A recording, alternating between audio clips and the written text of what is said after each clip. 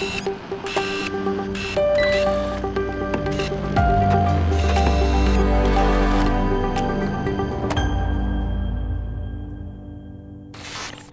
thank you for joining us on another episode of DirectConnect, where we're going to talk about a few things that just sit in our craw, things that we want to share with you or share with each other, or just, kind of bellyache here and there. So with me today, I got Bryan Carr, the famous Bryan Carr, Donut Bryan Carr, Beard Bryan Carr. What do you call yourself these days? It's changing these days. I don't know.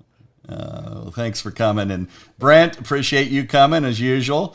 Be able to share some of your expertise of managing some of these compliance yahoos. Is that what the term we use for auditors, right?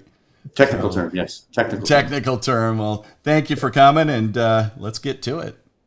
I think one of the things that I keep on seeing lately, guys, I don't know if you're seeing out there in the utility space, is this, compliance is taking this forefront over security so many times, but we all know that the compliance management is such an essential part of what we do for anything, whether you're doing an OOP, TSA, or you're doing it for NERC SIP. It's just part of life when you're in a regulated world, and trying to balance that.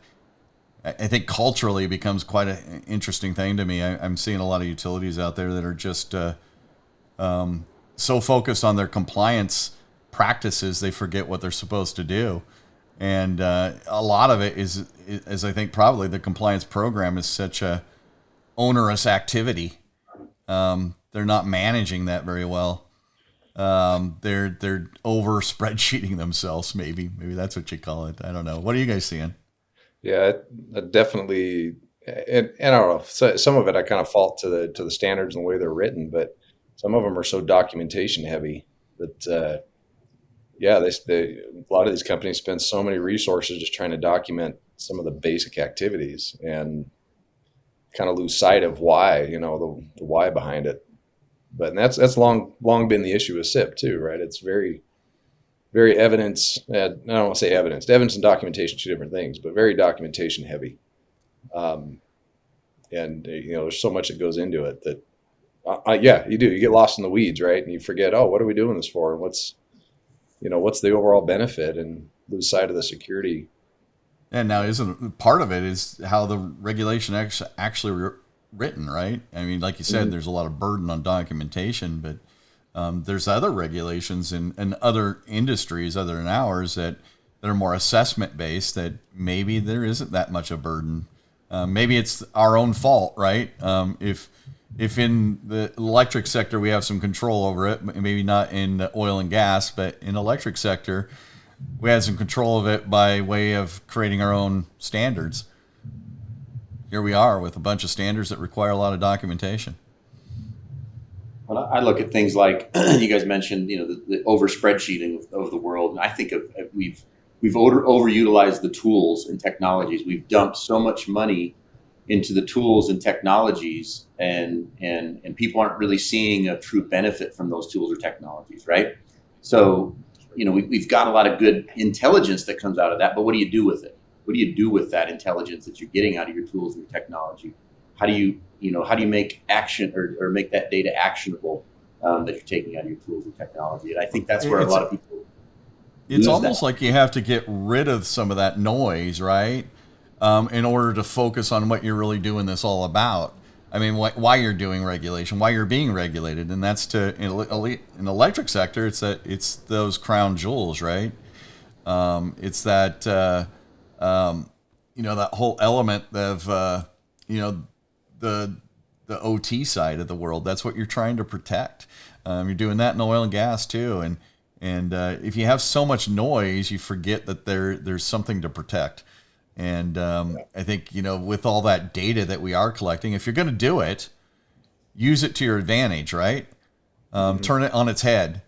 Don't just, keep on sucking it in, and going through the motions of checking this box and checking that box so you can show an auditor that you did something. What you really want to do is use that information to make a difference. If you got to do it for a reason. Yeah. Yeah, I kind of worry about utilities long term, where they're going to go with their compliance programs, because when we first started, at least in the NERC SIP, when we first started, and I'm starting to see this a little bit in the TSA stuff, we're really focused on a problem. In the electric sector, we had a potential malware thing that blew up part of the country. Gave visibility in the Northeast where you couldn't see anything, and caused a lot of damage.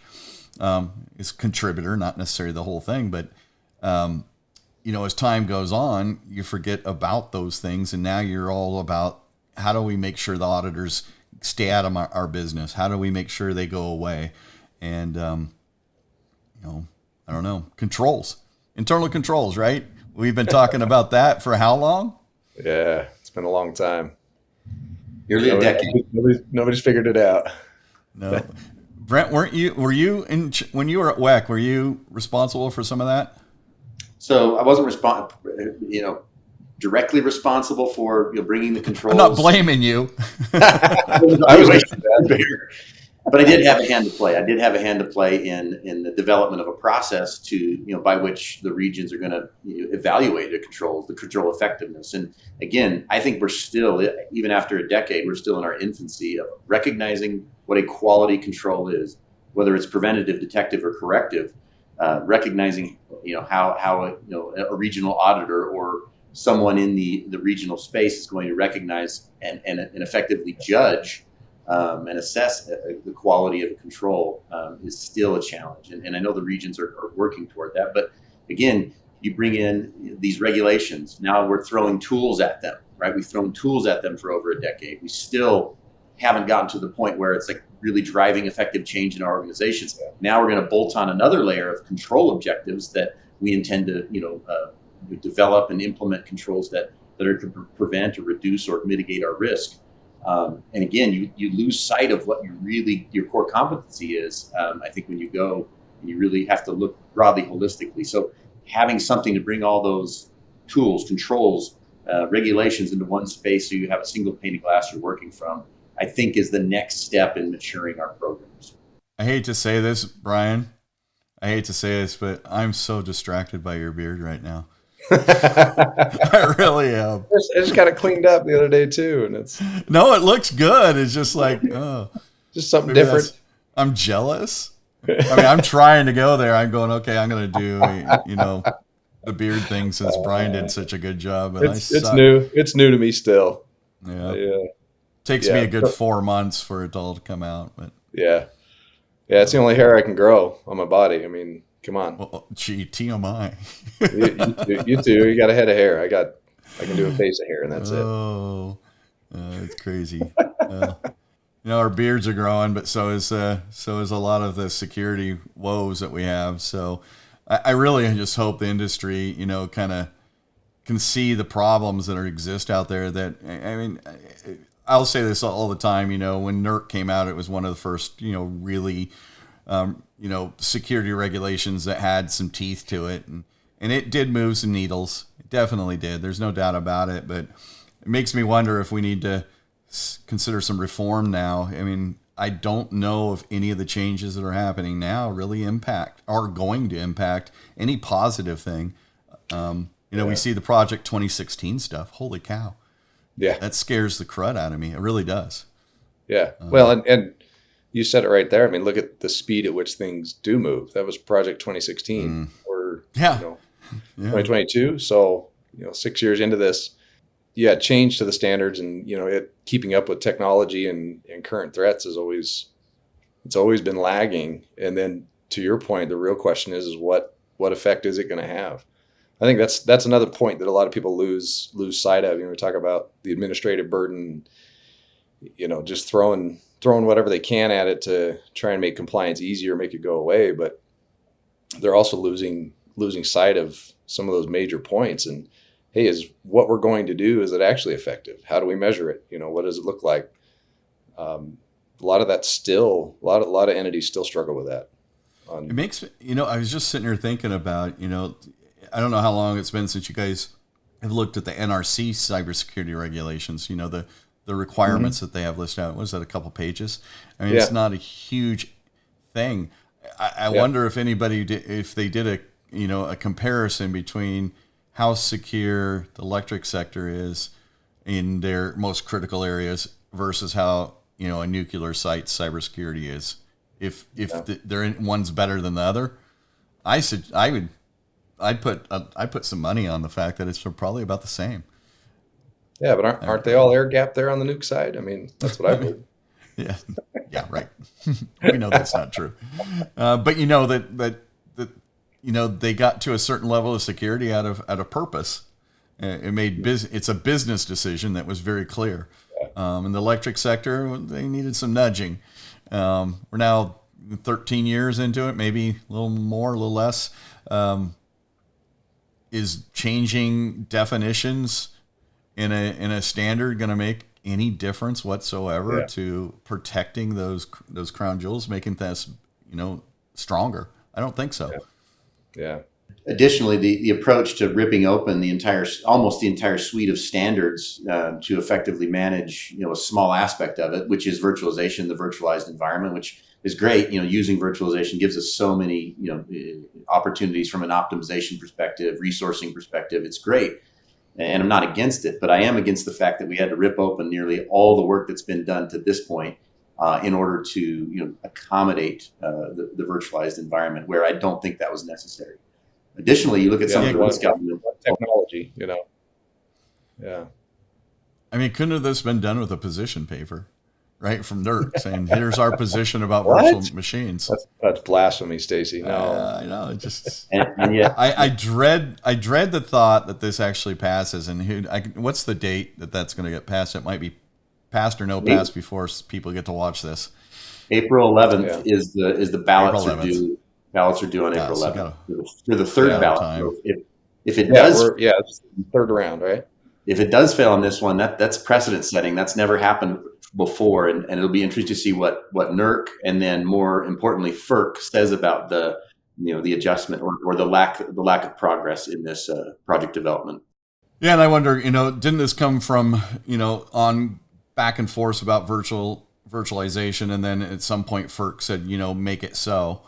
I don't think FERC told them to go change every single standard though, and change all the definitions and add new definitions and I mean, this is bigger. What they're proposing and what they've proposed so far, and what it looks like they're proposing now, is likely as big as the transformation from version 3 to version 5 for an entity, especially on the documentation side. Yeah, it's huge. There's processes. There's guidance documents.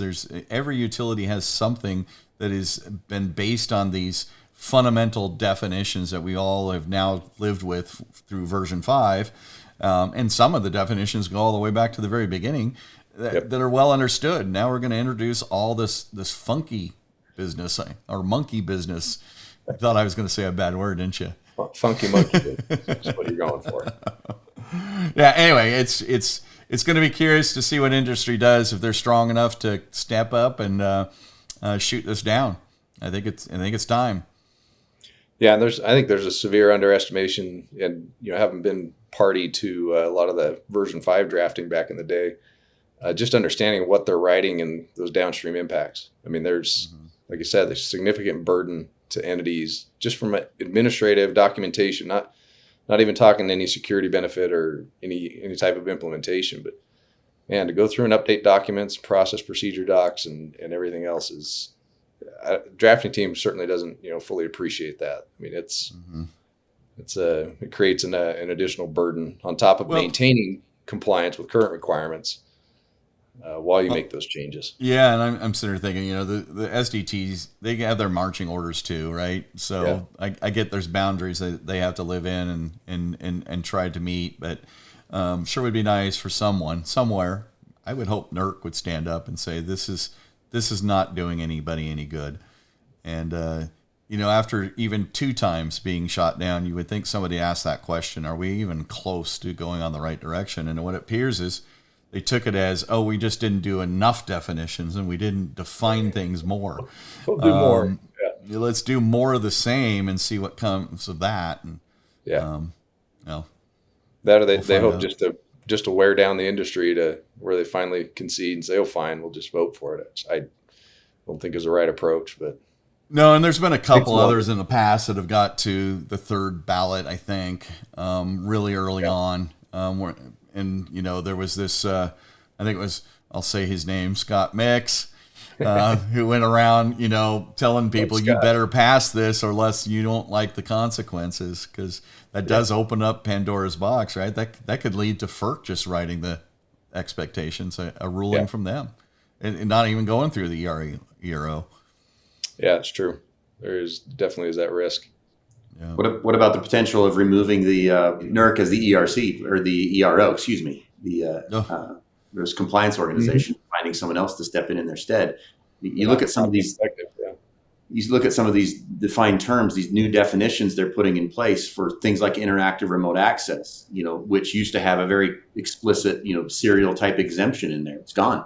It's gone now. So what are people going to do with the serially connected devices that sit behind, you know, protocol converters, as an example? You know, how does that come into play? It really unspools quickly from where folks are currently today in the industry versus where FERC wants them to be based on some of these defined terms. Hey, TSA, if you're listening, pay attention here. Don't go 13 years and do the same thing to the oil and gas. There are lessons to learn from NERC, but this is one of them that you got to change with the times. Not just the standards, not just the requirements, but your processes too. At the beginning, like I said, the utilities in the electric sector needed a shove. They needed a hard shove, and they needed some examples, and there's been plenty of them to wake them up. And they need help. They need help to do the right thing. I think you got everybody's attention. From my perspective, I think you got everybody's attention in the electric sector. You can see in the oil gas, they don't. So, be a little draconian in the oil and gas, and let's get to more of a collaborative approach to solving security solutions in the electric sector. It's been a good 8 years since I've been promoting moving to an assessment-based audits versus performance-based. Assessment-based, you get a baseline. It's hard work. It'll take a few years for all the utilities to go through a baseline assessment. But from there, at least you have something, where they stand, and you can give them an action plan over those 3 or 6 year cycles, if you wanted to retain that, for them to go work on. And then you have a measurement stick, right? You can, goodness sakes, for 3 years, we gave you this 1-2 tasks to do and you didn't do them, then you can get in trouble. That's a lot better than the current measuring stick of how many violations did you have, or did you self-report?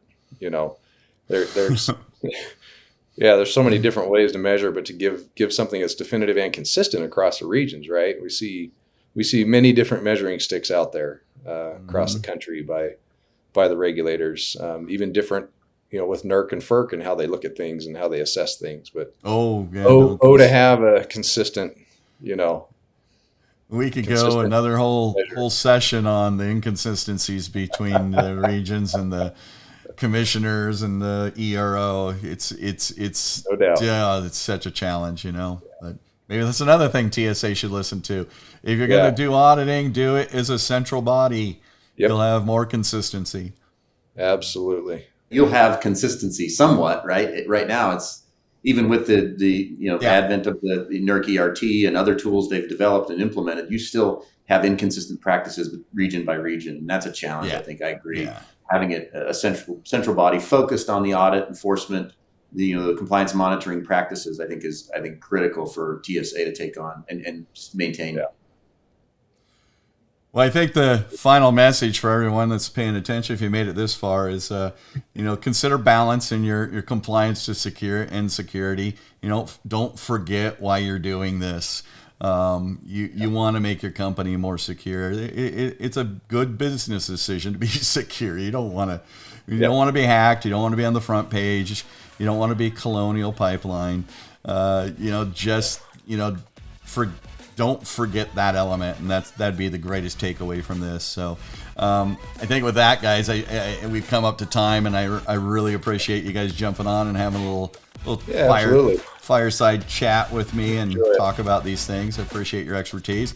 And if anyone out there has a need, you want to talk about, solutions to reduce your burden, we have tools that we can recommend to you that I think would really help.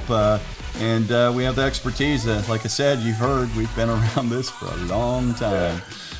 So appreciate you guys sticking with us. Everyone out there, have a great day, and we'll talk to you later. Yep. Thanks, everybody. Thank you. See ya. Stay up to date on all the videos we release here at Archer by clicking on the subscribe button.